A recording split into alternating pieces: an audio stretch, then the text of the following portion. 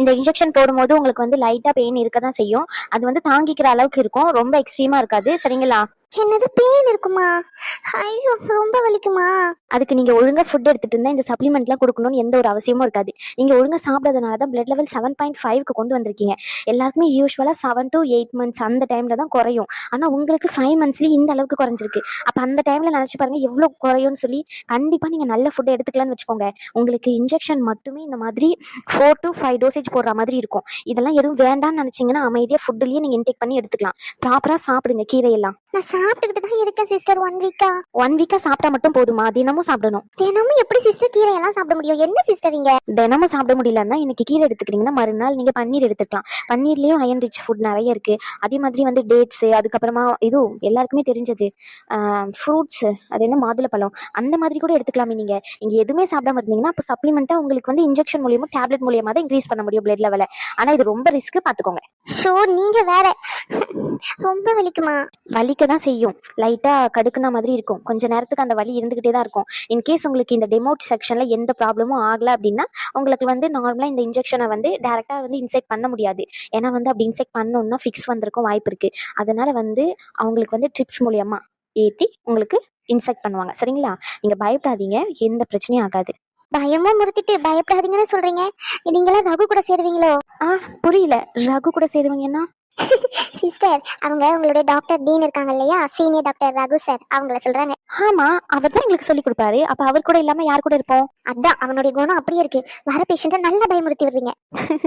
வலிக்காது சிஸ்டர். ஒரு 10 to 15 minutes ஒரு வலி இருக்கும். அதை உங்களால கண்ட்ரோல் பண்ணிக்க முடியும். ஐ மீன் எப்படி சொல்றேன்னா அந்த பெயின் உங்களால தாங்கிக்க முடியும். எக்ஸ்ட்ரீம் லெவல்ல இருக்காது. சரிங்களா? சரி போடுங்க. சரி. எம்மா தேய்ச்செல்லாம் விடாதீங்க, அப்படியே இருக்கட்டும். சரிங்களா? 15 மினிட்ஸ்க்கு அப்படியே இருங்க. மேம் உங்களுக்கு ஏதாச்சும் உங்களுக்கு சிம்டம்ஸ் தெரியுதுன்னா உடனே நீங்கள் வந்து மேம் பக்கத்து ரூமில் இருப்பாங்க டாக்டர் மேம், அவங்ககிட்ட இன்ஃபார்ம் பண்ணிடுங்க. சிஸ்டர் நீங்க எங்க போறீங்க? மேம் உங்களுக்கு இன்ஜெக்ஷன் போட்டுட்டு அவங்க இன்ஃபார்ம் பண்ண சொன்னாங்க. அவங்க கிட்ட சொல்லிட்டு நான் வேற பேஷண்ட்டை பார்க்க போக வேண்டாமா? சரி ஓகே, நீங்களும் இருப்பீங்கன்னு நினைச்சேன். நான் ஏன் மேம் உங்க கூட இருக்கணும்? அதுக்காண்டி தானே உங்க அட்டெண்டர் இருக்க சொல்றாங்க. சரி.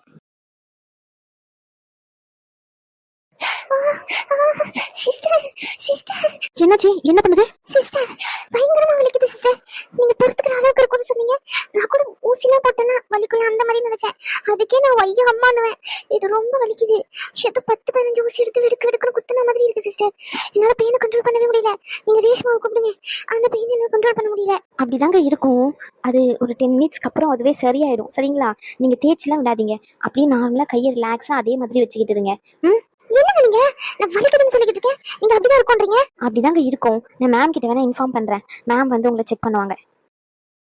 ரகு கூட சேர்ந்த பொம்பளையா இருக்கும் போல. சீ வலிக்குதுன்னு சொல்றேன், அப்படிதான் இருக்கும்னு சொல்லிட்டு போறா. பிரியா ரொம்ப வலிக்குதா? வலியை கொஞ்சம் கண்ட்ரோல் பண்ணிக்க முடியுது, இருந்தாலும் ரொம்ப நறுக்குன்னு வலிக்குது. முடியும் ஊசி வச்சு குத்திக்கிட்டே இருக்க மாதிரி இருக்கு. ரொம்ப வலிக்குது. அவங்கதான் சொன்னாங்கல்ல நம்மளால அந்த வலியை டாலரேட் பண்ணிக்கிற அளவுக்கு இருக்கும்னு சொல்லி. கொஞ்சம் பொறுத்துக்கோங்க. நீங்க கரெக்டா இந்த மாதிரி ஃபுட் எல்லாம் சாப்பிட்டுருந்தீங்க, இந்த நிலைமை நம்மளுக்கு தேவையா? உங்க மேலதானே தப்பு. அப்ப அந்த தப்பை சரி பண்ணணும் இல்லையா நம்ம? ஐயோ நீ வேற அனு, இருக்கிற வழியில ரகு மாதிரி பேசாத அனு. இவ்வளவு வலியில அவரை குறை சொல்லணும்னா உங்களுக்கு தூக்கம் வராது. வலிக்குதானோ? 10 மினிட்ஸ் இருக்கும்னு சொல்லியிருக்காங்களே, அதுவே 10 மினிட்ஸ்க்கு அப்புறம் சரியாயிடுதான்னு வேண்டிக்கோங்க. இல்லைன்னா அதுக்கப்புறம் அந்த அயன் இன்ஜெக்ஷனும் எடுக்க முடியாத மாதிரி ஆயிடும். அதுக்காண்டி தான் சொல்றேன். அதுவும் கரெக்ட் தான். இந்த வலியோட அப்படியே சரியாயிடணும். ஏதோ ஃபிக்ஸ் எல்லாம் வந்துடக்கூடாது. நீங்க அதை நினைச்சு பயப்படாதீங்க, அப்பதான் அந்த மாதிரி ஆகும். சரி சார்.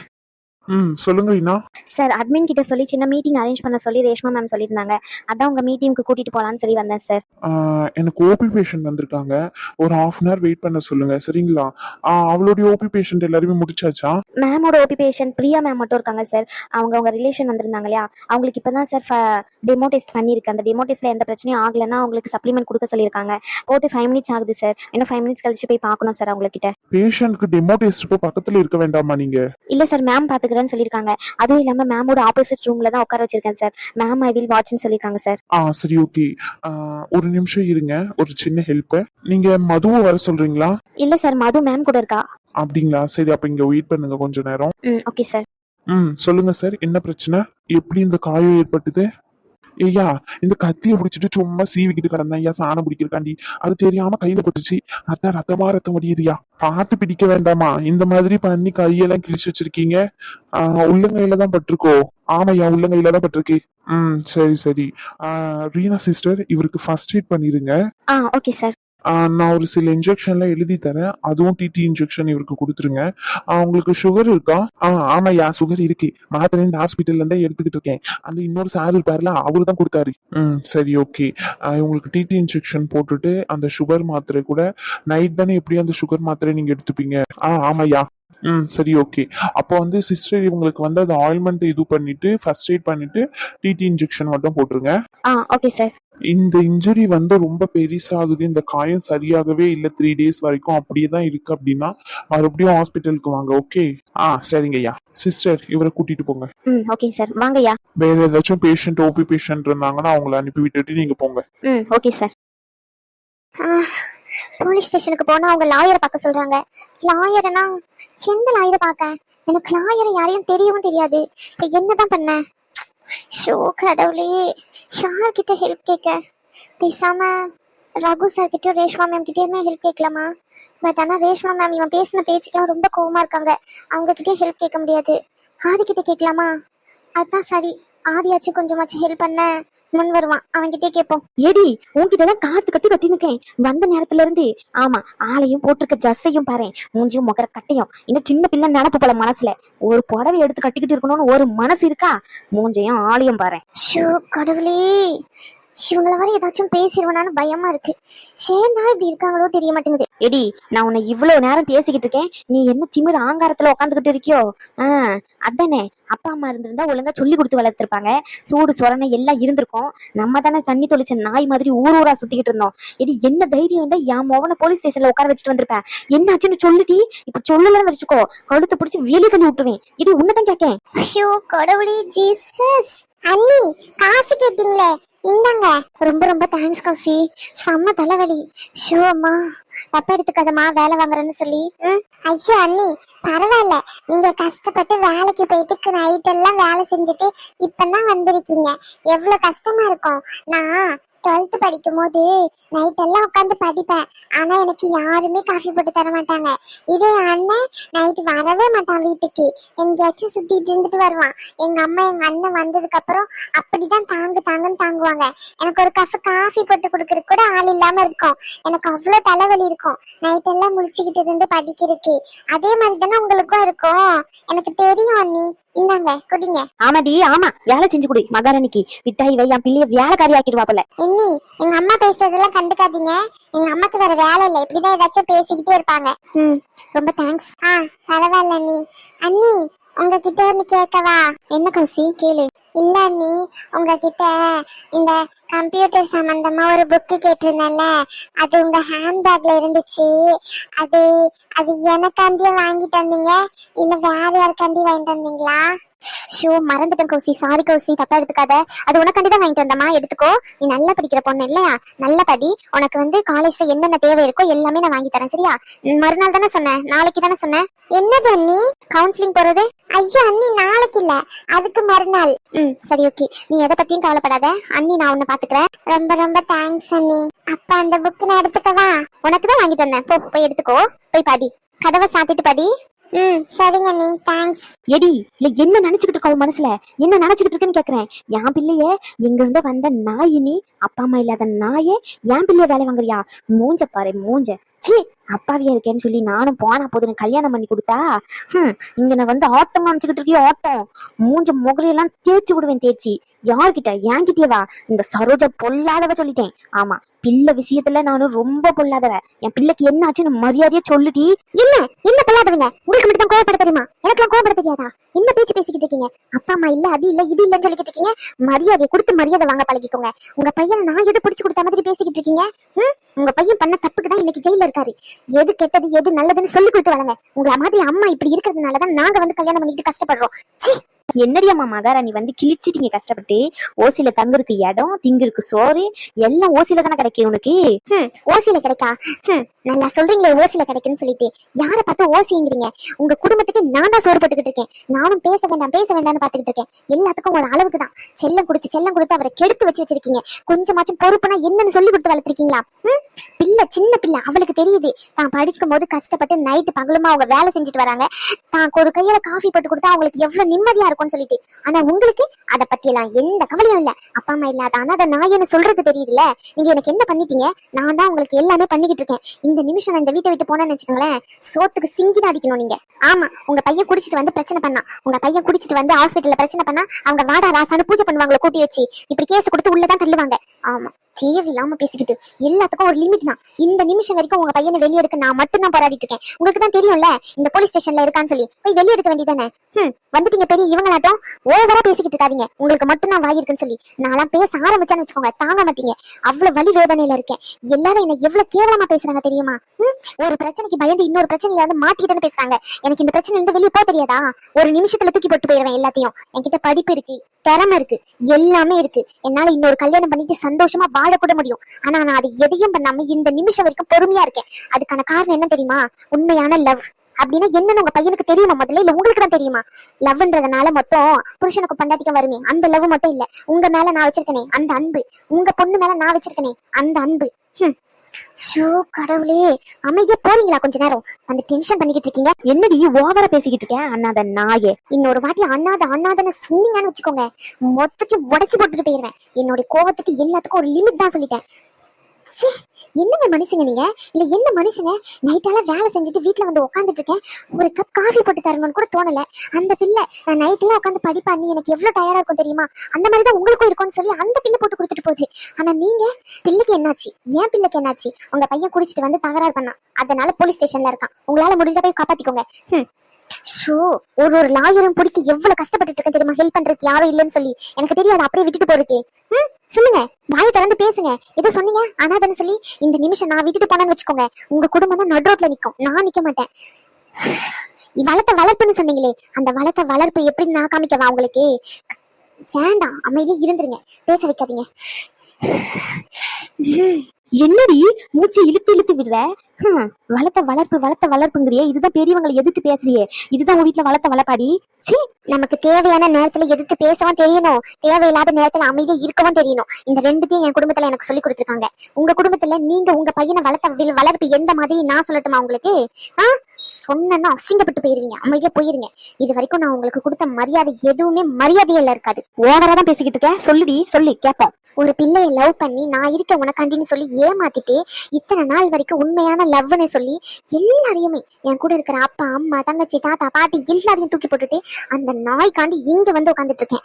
ஒரே ஒரு காரணத்துக்காண்டி, அவன் கூட வாழணும்னு. ஆனா அவன் ஒரு சின்ன வேலை போயிட்டுன்னு சொல்லி, ஆஃப்டர் ஆல் வேலை, அந்த வேலை இல்லைன்னா இன்னொரு வேலை. இந்த வேலைக்காண்டி என்ன இவ்வளவு கேவலமா ட்ரீட் பண்றான். ஏங்க, வேலை இன்னைக்கு போக நாளைக்கு கிடைக்கும். நிரந்தரமானதுன்னு எதுவுமே இல்லை இந்த உலகத்துல. நம்மளே நிரந்தரம் இல்லை இந்த உலகத்துல. நிரந்தரமே இல்லாத ஒரு விஷயத்துக்காண்டி இவ்வளவு கேவலப்படுத்தி அரிசிகப்படுத்தி நான் வேலை செய்யற இடத்துக்கு வந்து என்னை என்னென்னலாம் பேசக்கூடாது அவ்வளவு வார்த்தை பேசி குடிச்சிட்டு வந்து தகராறு பண்ணி இவ்வளவு பண்ணியிருக்கான் உங்க பிள்ளை. உங்களுக்கு இது எதனா தெரியுமா? பேச வந்துட்டீங்க பெரிய இவங்களாட்டம். அதெல்லாம் விடுங்க. உங்க ட்ரீட்மெண்ட் செலவு ஃப்ரீயா பாக்குறாங்கல்ல, அந்த ஹாஸ்பிட்டல்ல தான் நான் வேலை செய்யறேன். ஃப்ரீயா பாக்குறாங்கன்னா போற வரவங்களுக்கு எல்லாம் யாருக்கும் ஃப்ரீயா பார்க்க மாட்டாங்க. எனக்கு தெரிஞ்ச அம்மான்னு சொன்னேன். அதுவும் இல்லாம நான் ரெக்கமெண்ட் பண்ணேன். அவங்க பாவம், அவங்க ரொம்ப கஷ்டப்படுறாங்க, நீங்க ஹெல்ப் பண்ணீங்கன்னா கொஞ்சம் ஹெல்ப்ஃபுல்லா இருக்கும்னு சொல்லி நான் என் டாக்டர் கிட்ட, சீனியர் கிட்ட, யாருக்கிட்ட எல்லாம் கேட்க கூடாது எல்லார்கிட்டையும் கேட்டேன். அட்மின் கிட்ட எல்லாம் எத்தனை நாள் போயிட்டு நின்று இருப்பேன் தெரியுமா? எனக்காண்டி ஒரு ஹெல்ப் வேணும்னு யாருக்கிட்டுமே இது வரைக்கும் நின்னதில்லை. ஆனா உங்களுக்காண்டி போய் எல்லார்கிட்டையும் பிச்சை கேட்கிற மாதிரி நின்னேன். அது எல்லாத்தையும் கொச்சப்படுத்துற மாதிரி நீங்க நடந்துக்கிறீங்க. இப்ப கூட நான் சொல்லி கட்டணும்னு சொல்லி கட்டல, நீங்க கேட்டதுனாலதான் சொல்லி கட்டுறேன். இந்த நிமிஷம் வரைக்கும் உங்க பையனை வெளியே எடுக்க நான் போராடிட்டு இருக்கேன். உங்களால என்ன பண்ண முடிஞ்சது? காசு வச்சிருக்கீங்களா? இந்த உலகத்துல நீங்க கேட்கலாம், காசு மட்டும் தான் முக்கியமானு சொல்லி. ஆமாங்க, காசு மட்டும் தான் முக்கியம். காசு இல்லைன்னா அடுத்த வேலை சோறு கூட திங்க முடியாது. உங்க பையனுக்கு வேலை போயிட்டுன்னா அது வரைக்கும் நான் வேலைக்கு போறேனே, அதுல என்ன தப்பு இருக்கு? உங்க பையன் சம்பாதிச்சு சாப்பிடுற சாப்பாட்டுல நான் சம்பாதிச்சு சாப்பிட்டா உங்க நாக்கு என்ன செத்து போயிருமா? இல்ல செத்துருவீங்களா நீங்க தான்? கடவுளே, என்னதான் பொம்பளையோ தெரியலங்க. உங்க பையன் கூட ஆம்பளைன்னு சொல்லிட்டு ஏதோ ஒரு மெதப்புல தெரியலான்னு வச்சுக்கோங்களேன். நீங்க பொண்ணு தானங்க. ஒரு பொண்ணோட மனசு ஒரு பொண்ணை புரிஞ்சுக்கலாம்னா எப்படி? என்னங்க நீங்க இப்படி இருக்கீங்க? உங்க பையனை எப்படி எல்லாம் பேசி எந்த மாதிரி பேசி யார்கிட்ட பேசி கொண்டு வரதுன்னு தெரியாம வந்த நேரத்துல இருந்து உட்காந்து யோசிச்சுக்கிட்டு இருக்கேன். ஆனா உங்களை பொறுத்த வரைக்கும் என்ன தெரியுமா, நான் உங்க பொண்ணை வேலை செய்ய சொல்லிட்டேன். அவளை நான் வேலைக்காரி மாதிரி ட்ரீட் பண்றேன். வேலைக்காரி மாதிரி ட்ரீட் பண்றேன்னு அர்த்தம் இல்லைங்க, அந்த பிள்ளை முன்னாடி உங்களை நான் எதுவுமே சொல்லிடக்கூடாதுன்னு நினைக்கிறேன். இப்ப கூட அந்த புக் எடுத்துட்டு போய் கதவை சாத்திட்டு படின்னு சொன்ன ஒரு காரணம் அதுதாங்க. இந்த இடத்துல அந்த பிள்ளை இருந்துச்சுன்னா அந்த பிள்ளைக்கு இதெல்லாம் தெரிஞ்சு அந்த பிள்ளை எவ்வளவு கஷ்டப்படும். ஏங்க இப்படி எல்லாம் பண்றீங்க? தயவு செஞ்சு அமைதியா போங்க. இந்த வீட்டுல எனக்கும் தாங்க இருக்க பிடிக்கல. உங்க பையன் கூட வாழ எனக்கு சுத்தமா விருப்பம் இல்ல. தலையெழுத்தேன்னு வாழ்ந்துகிட்டு இருக்கேன். நீங்க கேட்கலாங்க, அப்படியெல்லாம் ஒண்ணும் வாழ்ந்து கிளிக்க தேவையில்ல, உன் வேலையை பார்த்துட்டு போன்னு சொல்லி. உங்க பையன் மாதிரி நான் ஒன்னும் சீப்பான ஆள் இல்ல. நம்பி வந்தவங்களை பாதிலே விட்டுட்டு போறதுக்கு, அதுவும் யாரும் இல்லாம தனியா நீ மட்டும் தாண்ட சொந்தம்னு வந்தவளை பாதிலேயே விட்டுட்டு போற அளவுக்கு நான் ஒன்னும் உங்க பையன் மாதிரி புத்தி கொண்டவனும் இல்ல. வளர்ப்புன்னு சொன்னீங்களே, என் அம்மா ஒன்னும் இந்த மாதிரி சொல்லி என்கிட்ட வளர்க்கவும் இல்ல. உங்க பையனை வெளியே எடுத்து உங்க கையில கொடுத்துட்டு அவங்களுக்கான வேலையை ஏற்பாடு பண்ணி கொடுத்துட்டு அதுக்கப்புறம் இந்த வீட்டுல இருந்து போறேங்க. நீங்க என்ன சொன்னாலும் சரி, அதுக்கப்புறம் ஒரு நாளும் இருக்க மாட்டேன். அப்ப தெரியும் இந்த ஜெனிஃபர்னா யாருன்னு சொல்லி. ஏதோ முதுகெலும்பு இல்லாத மாதிரி பேசிக்கிட்டு இருக்கேன்னு நினைக்காதீங்க. எனக்கு எல்லாமே தெரியும், நீங்க பண்ற எல்லா விஷயமும். நீங்க என்ன நினைக்கிறீங்கன்னு தெரியும், அவன் என்ன நினைக்கிறானு தெரியும். உங்களை பொறுத்த வரைக்கும் புதுசா கல்யாணம் ஆகிட்டு வந்திருக்கா, வேலைக்கு போறா, சம்பாதிக்கிறா, எங்க புள்ளைய தன்னோட அப்படியே கூட்டிட்டு போயிருவாளும் நினைக்கிறீங்க, அப்படித்தானே? அது வந்து ஜெனிஃபர் அப்படி இல்லம்மா. போதும், நிறுத்துங்க. இந்த ஜெனிஃபர் அம்மா அப்பா இதெல்லாம் தேவையில்லை. நீங்க பேச வேண்டியதெல்லாம் நிறைய பேசிட்டீங்க. உங்க பையன் பண்ண வேண்டியதும் நிறைய பண்ணிட்டான் என் லைஃப்ல. இனிமே இந்த மன்னிப்பு மண்ணாங்கட்டி இந்த தேவையே இல்லை. இதெல்லாம் நீங்க அப்படிதான் நினைக்கிறீங்கன்னு எனக்கு நல்லாவே தெரியும். உங்க பையனை உங்ககிட்ட இருந்து பிரிச்சு கொண்டு போயிருவேன்னு சொல்லி, அதானே? அந்த அளவுக்கு கேவலமான பொண்ணு நான் இல்லைங்க. சொல்ல போனா யாருமே இல்லாம வளர்ந்தவங்க நானே. உங்க எல்லாரு கூடயும் வளரணும்னு நினைச்சேன், சந்தோஷமா வாழணும்னு நினைச்சேன். ஆனா இங்க வந்த 4வது நாளே நீங்க எவ்வளவு மோசமானவங்கன்னு உங்க முகத்தை பார்த்தே நான் கண்டுபிடிச்சிட்டேன். ஒரு நாள் காலையிலயும் எந்திக்கும் போது எந்த அளவுக்கு என் மனசை நோகரிச்சிங்கன்னு எனக்கு தான் தெரியும். உங்க பையனும் ஒரு வார்த்தை கூட கேட்காம கல்யாணம் பண்ணி வந்திருக்காளே, நம்மளை நம்பி தானே வந்திருக்கான்னு கூட நினைக்காம எந்த அளவுக்கு காயப்படுத்த முடியுமோ அவனும் சேர்ந்து காயப்படுத்தினான். இதுக்கெல்லாம் உங்களுக்கு நான் தர தண்டனை என்ன தெரியுமா? என்ன தண்டனை தெரியுமா? உங்க பையன் சொல்றான்ல வார்த்தைக்கு வார்த்தை, நான் சனிய நான் வந்ததுனாலதான் அவ வாழ்க்கையை அழிச்சிட்டேன்னு சொல்லி, அவன் அழிச்சதுன்னு சொன்ன எல்லாத்தையும் திருப்பி உங்க கையிலே கொடுக்குறேன். சத்தியமா சொல்றேன், நான் போனதுக்கு அப்புறம் நீங்க அதுக்கெல்லாம் நினைச்சு வருத்தப்படுவீங்க. இப்படிப்பட்ட பிள்ளையை நம்ம இவ்வளவு கஷ்டப்படுத்திடுமேன்னு அந்த ஜீசஸ் பார்த்துட்டு தான் இருக்காரு. இதுக்கான தண்டனை உங்களுக்கு கண்டிப்பா கொடுப்பாருன்னு நான் நம்புறேன். ஜெனிஃபர் தயவு செஞ்சு அமைதியா போங்க. நானே லாயரை எந்த மாதிரி அரேஞ்ச் பண்ணலாம்னு யோசிச்சுட்டு இருக்கேன். இந்த நேரத்துல வந்து என்ன எந்த அளவுக்கு மென்டலா டிஸ்டர்ப் பண்ண முடியுமோ அந்த அளவுக்கு மென்டலா டிஸ்டர்ப் பண்ணிட்டு இருக்கீங்க நீங்க. அது வந்து ப்ளீஸ், உங்க பையனை என்னாலதான் அரெஸ்ட் பண்ணி கொண்டு போயிட்டாங்கன்னு நீ நினைக்கிறீங்கல்ல. உங்க பையன் குடிச்சிட்டு வந்தது தப்பே இல்லைன்னு நினைக்கிறீங்கல்ல. குடிச்சிட்டு வந்து அங்க இருக்க பொண்ணுங்க கிட்ட அசிங்கமா பேசினது தப்பே இல்லைன்னு நினைக்கிறீங்கல்ல. இதெல்லாம் ஒரு நாள் உங்களுக்கு தெரியும் தப்புன்னு. அப்போ புரியும், நான் சொல்ல வேண்டிய அவசியம் இல்லை. அது இல்லம்மா, நீங்க நினைக்கிறீங்க உங்க பையன் தப்பே பண்ணலன்னு சொல்லி. ஆனா அவர் எவ்வளவு பெரிய தப்பு பண்றாருன்னு தெரியுமா? அந்த தப்புக்கு எல்லாத்துக்குமே காரணம் யாருன்னு தெரியுமா? நீங்க கொடுக்குற செல்லம் தான். நீங்க சாதாரணமா நினைக்கிறீங்க தான் பிள்ளை, அவனை நல்லா பேம்பர் பண்ணி வளர்க்கணும், பாதுகாப்பா வளர்க்கணும்னு சொல்லி. ஆனா நீங்க பாதுகாப்பா வளர்க்குறன்ற பேர்ல சொகுசா வளர்த்தி, பொண்ணுங்கன்னா இந்த மாதிரிதான் இருக்கணும், பொண்ணுங்கன்னா இந்த மாதிரிதான் இருக்கணும் அப்படின்னு சொல்லி கொடுத்து வளர்த்து கடைசியில அவன் எந்த அளவுக்கு கேவலமா வளர்ந்துருக்கான்னு தெரியுமா? குடிச்சிட்டு வந்து சொல்ல கூட அசிங்கமா இருக்கு. ஒரு பொம்பளைய பார்த்து அந்த அளவுக்கு அசிங்கமா பேசியிருக்காங்க. யாரை பார்த்து தெரியுமா? உங்களுக்கு ஹெல்ப் பண்ணணும்னு நினைச்சாங்களே அந்த ஹாஸ்பிட்டல் ஓனரை பார்த்து. இனிமே நல்லா ஹெல்ப் பண்ணுவாங்க உங்களுக்கு. போங்க, உங்களோட ட்ரீட்மெண்ட்டுக்கு ஓசியில பாத்துக்கிட்டு இருக்கீங்களே, நல்லா ஹெல்ப் பண்ணுவாங்க. ஆமா, என்ன சொல்றதுன்னு தெரியல. கொஞ்சம் கூட அறிவு இருக்காது. எங்க அறிவெல்லாம் தூக்கி எங்க வாயில நல்லா வருது. பேசக்கூடாதுன்னு நினைக்கிறேன். ப்ளீஸ்ங்க, எனக்கு 1008 வேலை இருக்குங்க. தயவு செஞ்சு என்கிட்ட பேசாம தூர போங்க. வந்துட்டாங்க அப்பா அம்மா வளர்ப்பை பத்தி பேசுறதுக்கு. ஏன் வளர்ப்புலாம் நல்லாதான் இருக்கு. நீங்க வளர்த்த வளர்ப்பு எப்படி இருக்குன்னு யோசிச்சு பாருங்க, தெரியும், புரியும். தப்போ கரெக்டோ என் வாழ்க்கையில நானே இனி முடிவு எடுத்துக்கிறேன். எல்லாரையும் நம்பி ஏமாந்துட்டு போதும். ரகு, செம்மையா வலிக்குதுல, ஏன் இந்த ஊசி இப்படி வலிக்குது? ஏய் பொய் சொல்லாத, உனக்கு ஊசி போட்டு 15 மினிட்ஸ் மேல ஆயிட்டேன், இன்னுமா வலிக்குது? யார்கிட்ட போய் சொல்லிக்கிட்டு இருக்க? ஹலோ மேடம், நான் ஒரு டாக்டர் தான். டாக்டர் மூஞ்ச பாரு, நல்லா டாக்டர். செம்மையா வலிக்குதுன்னு சொல்றேன். அப்புறம் வேற எதுனா புது கதை சொல்லு. உன்னை யாருல முதல்ல இங்க வர சொன்னா? உன்னை யாரும் இங்க வர சொன்னாங்களா? நான் டாக்டர் தானே கூப்பிட்டேன். நானு ரேஷ்மாவை தான் பார்க்க வந்தேன், உன்னைய பார்க்க வந்தேன். முதல்ல இங்க இருந்து எழுந்து போல. வந்து நல்ல மூஞ்ச உட்காந்துக்கிட்டு இருக்கான், மூஞ்ச மோகர கட்டையும் பாரு. நல்ல கதையா இருக்கே. இது என்னுடைய ஹாஸ்பிட்டல், நானும் இங்க டாக்டர் தான். ஓகே, நீ டாக்டர் இருந்துட்டு போ, அத பத்தி எனக்கு என்ன கவலை. வலிக்குதுன்னு சொல்றேன், வலிக்காதுன்னு நீ சொல்றியா? நர்ஸே சொல்லிட்டு போனாங்க வலிக்குதுன்னு. நல்ல போலீஸ் சர்டிபிகேட்டை வாங்கி டாக்டர் நினைச்சுக்கிட்டு இருக்கியாடா?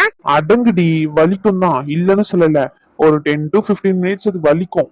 அது வந்து நம்மளால டாலரேட் பண்ணிக்கிற அளவுக்கு வலி இருக்குமே தவிர ஓவர் எக்ஸ்ட்ரீம் வலிலாம் இருக்காது. நீ சும்மா எறும்பு கழிச்சாலே ஐயோ அம்மா சீன் போடுவ. இந்த வலிக்கெல்லாம் நீ ஓவரா சீன் போடுவதான். அதனாலதான் நான் யாருமே அலோவ் பண்ணல. நம்பிட்டேன் பா. உனக்கு இன்னொரு ஊசி போட சொல்றேன் இரு. ரகு உண்மையாவா? உன்னை இந்த மாதிரி பாக்குறதுக்கு ரொம்ப சந்தோஷமா இருக்குடி. மூஞ்சி பாரு நல்லா. அவன் வழியில துடிச்சுக்கிட்டு இருக்கான், சந்தோஷமா இருக்கான். ஒரு டாக்டர் மாதிரி பேசுடா. யாரு உனக்கு டாக்டர் சர்டிபிகேட் எல்லாம் கொடுத்தது? ஒருவேளை நீ போலியா ரெடி பண்ணிக்கிட்டியா என்ன? இரு வெளியே போயிட்டு ஒரு ஃபிளக்ஸ் போர்டு அடிச்சு ஓட்டுறேன், போலி டாக்டர் ரகு ஒழிகன்னு. அடி பாவி, நீ பண்ணாலும் பண்ணக்கூடிய ஆளுதான். ஆமா, முத்துமாரி வந்தாரு பாத்தியா? பொய் சொல்லாத, அவர் வரமாட்டான்னு நேத்தே சொல்லிட்டாரு. அதுவும் இல்லாம காலையில அவரு என்ன கூட்டிட்டு வந்து நம்ம வீட்டுலதான் விடுறேன்னு சொன்னாரு. நான் தான் டைரக்டா ஹாஸ்பிட்டலுக்கு போய்க்கிறேன்னு சொல்லிட்டேன். அவர் வரமாட்டேன்னு சொல்லிட்டாரு. நீ சும்மா என்ன ஓட்டுறதுக்காண்டி நீ போய் சொல்லுவேன்னு எனக்கும் தெரியும். அப்ப தெரியாது அவர் வந்த விஷயமே பாக்கலையா? இல்லங்க, அவர் இங்க வரவே இல்லையே. முத்துமாரி ரகு உண்மையாவே வந்திருக்காரா? உண்மையாவே தான் வந்திருக்காங்க. வெளியே தான் நின்னுட்டு இருந்தாங்க. ஐ திங்க் கேண்டீன் தான் உன்னை போய் தேடுறாங்கன்னு நினைக்கிறேன். யாருமே சொல்லல அவர்கிட்ட. நீ சொல்ல வேண்டியது உள்ள இருக்கன்னு சொல்லி என்ன தேடிக்கிட்டா போய் இருக்காங்க. மூஞ்ச அதனால முட்டை கண்ணு வச்சுக்கிட்டு சி தெளிவா நானும் போய் கூட்டிட்டு வரேன் அவரை. ஏய் பொறுமையா இரு. சும்மா தான் சொன்னேன். ஜூஸ் வாங்கிட்டு வர சொல்லி அனுப்பியிருக்கேன். ஏன் நீ போய் வாங்கி குடிச்சுக்க மாட்டியா? உனக்கு தேவைனா என் புருஷனை தான் அனுப்புறியா நீ? உனக்கு தேவைன்னா நீ தான் வாங்கிட்டு வரணும். அப்படி இல்லைன்னா உன் புருஷன் தான் வாங்கிட்டு வந்து தரணும். அதனாலதான். எனக்கா வாங்கிட்டு வர சொன்ன? இல்ல, வெளியே போற பிச்சைக்காரிக்கு. சீப்ப உனக்கு தான் லூசி ட்ரிப்ஸ் ஏத்து போறாங்கல்ல, அதனாலதான். ஜூஸ் குடிச்சா கொஞ்சம் எனர்ஜெட்டிக்கா இருக்கும். சரியா? அதெல்லாம் ஒரு பிரச்சனையும் இருக்காது. வலி அப்படிதான் இருக்கும் பைத்தியமே. கொஞ்ச நேரத்துல சரியாயிடும். இன்னுமா வலிக்குது? இல்ல, போட்டா ஒரு 10 நிமிஷம் 15 நிமிஷம் வலி கொடுத்தது. இப்ப வலி கொடுக்கல. லைட்டா ஒரு மாதிரி குத்திக்கிட்டே இருந்த மாதிரி இருந்துச்சா? நீ பேசும்போது அதுவும் தெரியல. நீ அப்ப பேசிக்கிட்டே இரு. பேசிக்கிட்டே இருக்கேன். எனக்கு 1 மணி நேரத்துக்கு ஒரு 10,000 ரூபாய் மட்டும் கொடுத்துரு. அட பாவி, 1 மணி நேரத்துக்கு 10,000? அவ்வளவுதான் சம்பாதிக்கிற நீ? அதுக்கு மேலேயே நான் சம்பாதிக்கிறேன். நீ கண்ணுபடாத, அமைதி இரு. ஷோ, உங்க 2 பேரும் இதெல்லாம் அப்புறம் வச்சுக்கோங்க. நீங்க டேப்லெட் போட்டீங்களா இல்லையா? உங்களுக்கு ஃபீவர் இருந்துச்சுல? மார்னிங் போட்டேன். இப்போ ஓகே தான். ஃபீவர் வேற இருக்கு, கொஞ்சமாச்சும் ரெஸ்ட் எடுக்கலாம்ல இங்க வந்து உட்கார்ந்துட்டு பேசிக்கிட்டு இருக்கிறதுக்கு. ஏய், நான் வேற ஒரு விஷயமா ரேஷ்மாவை பார்க்கலான்ட்டு வந்தேன். இந்த லூசு மூஞ்சி இப்படி வச்சுக்கிட்டு இருந்ததா, மனசுக்கு ஒரு மாதிரி இருந்துச்சுன்ட்டு வந்து கொஞ்ச நேரம் பேசிக்கிட்டு இருந்தேன். பேசுனா கொஞ்சம் சிரிப்பாளின்னு பார்த்தேன். அப்பவும் அந்த லூஸ் அப்படிதான் இருக்கா. அவன் புருஷன் வந்தா சரியாயிடும்னு நினைக்கிறேன். அப்படிதானே? நீயே ஏதாச்சும் சொல்லாம போ இங்க இருந்து முதல்ல. சரி ஓகேங்க மேடம். சரி ஓகே. அனு, நீ வந்து முத்துமாரி வந்ததுக்கு அப்புறம் நீ என்னுடைய கேபினுக்கு வா. ஒரு விஷயம் பேசணும். என்ன விஷயம்? யாம்ல எனக்கு தெரியக்கூடாதா? ரகசியமா பேசுறா? அது வந்து என்னன்னா சீக்ரெட். பிரியாவுக்கு மட்டும் தெரியாம பேசணும். அதான். யாம்ல ரகு இப்படிதான் சொல்ற? இப்படிதான் சொன்னாதான் அந்த விஷயத்தை தெரிஞ்சுக்கணும்னு ரொம்ப ஆர்வமா இருக்கும். சொல்லு ரகு. நான் வேணா அனு கிட்ட சொல்றேன். அனு கிட்ட கேட்டு தெரிஞ்சுக்கோ. அனு, என் மேல சத்தியமா நீ யாருக்கிட்டயும் சொல்லக்கூடாது. யாரு இப்படி எல்லாம் இருக்க நீ? மனுஷனா நீலாம்? ஆளையும் மூஞ்சி முகர கட்டையும் பாரு. சிவா, உன் பார்த்தாலே எரிச்சலா தான் இருக்கு. சரி சரி, முத்துமாரி வந்ததுக்கு அப்புறம் இன்ஜெக்ஷன் ட்ரிப்ஸ் போடுவாங்க. சரியா? அது போட்டுக்கோ. நான் அதுக்கப்புறம் வந்து பாக்குறேன். சும்மா தான் சொன்னேன், எதுவுமே இல்ல. அனு சும்மா அவகிட்ட பேசணும்னு தோணுச்சு, அதனாலதான் கூப்பிட்டேன். மத்தபடி எதுவும் இல்ல. சரி ஓகே, இன்ஜெக்ஷன் போட்டுட்டு வா. நானே வீட்டுல கொண்டு போய் விட்டுறேன். சரியா? பைக்ல எல்லாம் டிராவல் பண்ண வேண்டாம். சரி ரகு.